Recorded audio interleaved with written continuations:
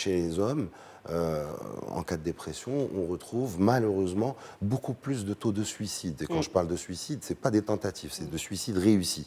D'accord. Donc, la dépression est, pardonnez-moi un peu le raccourci, plus mortelle chez l'homme, on va dire ça comme ça. Probablement aussi pour les facteurs sociaux, pour justement ce que vous disiez, la banalisation de certaines images et de certains comportements, parce qu'on parle de l'agressivité, de l'hostilité, elle est un peu banalisée, ça rentre aussi dans la La culture. masculinité, comme vous dites.